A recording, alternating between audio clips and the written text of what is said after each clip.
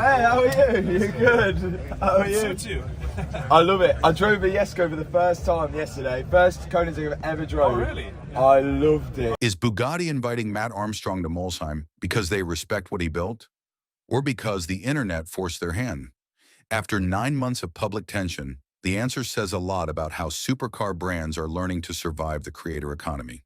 Let's rewind to where this all started, because the invitation only makes sense once you understand the war that came before it. In October last year, Matt Armstrong took on a Bugatti Chiron per sport that had been declared a total loss.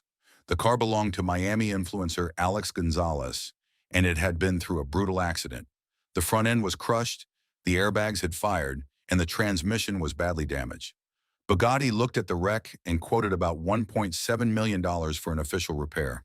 When the owner refused that number, Bugatti did something that automotive fans rarely see from a manufacturer. The company locked the car's VIN, effectively refusing to sell parts or support any repair done outside its own authorized network. That single decision turned a private insurance claim into a public standoff that would run for the better part of a year. Why would Bugatti go that far over one car out of only 60 ever built? On the surface, the company said this was about safety. A Chiron is not a normal car. It uses a carbon monocoque, an 8-liter quad turbo W16, and tolerances that most independent shops simply cannot replicate. Bugatti's argument was that fixing this car outside Molsheim risks someone's life down the line, and that concern deserves acknowledgement rather than dismissal. But there was also a business logic sitting underneath the safety talk.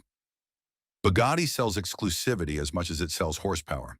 If a viral mechanic can rebuild a written-off hypercar in a home workshop using sourced parts and custom fabrication, that undercuts the mystique the brand has spent decades building around its factory, being the only place capable of this kind of work. Blacklisting the VIN protected more than just safety. It protected the myth, and myths are worth more to a brand like this than most people realize. So Armstrong did what he always does. He got to work anyway, documenting every setback for an audience that clearly wanted to see whether he could pull it off. Bugatti CEO Matt Rimac started publicly addressing the saga on social media, at one point disputing claims that Armstrong had used 3D printed parts and insisting that leaked repair costs circulating online were inflated. This was no longer a niche restoration story tucked away on a car channel. It had become a genuine standoff between a billion-dollar hypercar brand and a mechanic with a wrench and a camera, and the automotive press could not stop covering it. Here is where the story escalates rather than settles. Rather than staying silent, Rimac kept engaging and eventually softened his stance in a way few expected.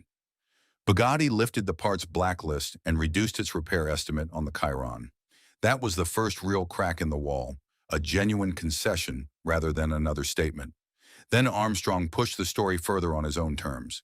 He also owned a written-off Bugatti Veyron, and once that car was drivable again, he decided to drive it straight to France as a kind of victory lap.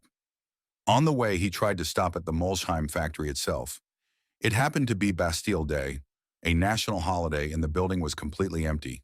He filmed the moment, an empty parking lot outside one of the most famous car factories on Earth, and posted it for millions to see. A few days later, Bugatti called him directly. A company representative explained they had missed him because of the holiday, and then invited Armstrong and his team back for a proper factory visit in September. Now here is the real question this video needs to answer. Is this a peace deal, or is this damage control dressed up as hospitality? Look closely at the timing, because timing rarely lies in stories like this. This invitation did not appear out of pure goodwill in a vacuum. It appeared after Armstrong had already proven, on camera, in front of millions of viewers, that a written-off Chiron and a written-off Veyron could both be brought back to life without Bugatti's official blessing. Every mile that Veyron drove toward France was free advertising for the idea that Bugatti's gatekeeping was more about control than genuine necessity. When Rimac's own factory tours near Zagreb opened to the public days after the Chiron rebuild went viral, fans immediately flooded the comments tagging Armstrong, joking that he would show up and leave with half a Bugatti in his backpack. That reaction is not a coincidence. That is a brand watching its own narrative slip out of its hands and moving quickly to reclaim it before someone else writes the ending for them. There is a version of this story where Bugatti genuinely respects what Armstrong pulled off. Rimac himself has admitted to watching the project unfold in real time. And there is something admirable about a company acknowledging that a determined, independent mechanic exposed real gaps in its own after-sales process. Bugatti did not have to lower its repair quotes. It did not have to lift the VIN block. Those are not cheap symbolic gestures. They are financial and legal concessions that cost the company real money and set a precedent for future disputes. If this were pure PR theater with nothing behind it, the easier and cheaper move would have been continued silence. But there is also a harder truth sitting right next to that generosity. Bugatti did not invite Armstrong when he first asked for help back in October. It invited him only after the story had already gone viral against them, after the empty factory clip had racked up views showing the brand looking distant and unreachable, while a fan drove hundreds of miles just to see it. In the attention economy, an invitation that arrives after the internet has already picked a side is not generosity in its purest form. It is timing, and timing this convenient tends to be strategic rather than spontaneous. So what happens when Armstrong actually walks through the doors in Molsheim this September? This is where the stakes get genuinely interesting for anyone watching how legacy brands handle creator culture. If Bugatti treats this as a real reset, showing him the production line honestly, addressing the parts pricing controversy without spin, and maybe even helping finish the Chiron properly, this becomes a rare example of a heritage manufacturer adapting to independent creators instead of fighting them. That would be a smart, forward-thinking move, because Armstrong's audience of hands-on enthusiasts is exactly the demographic hypercar brands struggle to reach through traditional glossy marketing campaigns. If instead this turns into a stage-managed tour with no real acknowledgement of what went wrong, expect the backlash to be louder than the original controversy ever was. Armstrong's audience trusts him precisely because he shows the ugly parts of these rebuilds: the stripped bolts, the sourced Audi airbags, the improvised radiators built from scratch.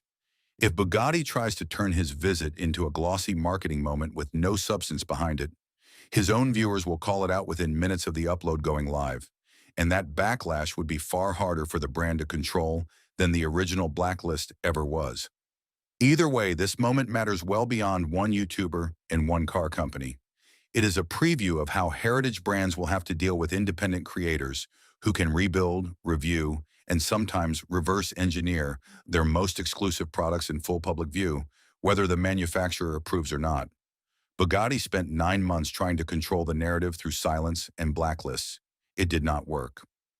Now the company is trying control through access instead. Whether that access comes wrapped in honesty or just better lighting and a curated camera route is the only question left to answer, and Armstrong's camera will be rolling the entire time to find out.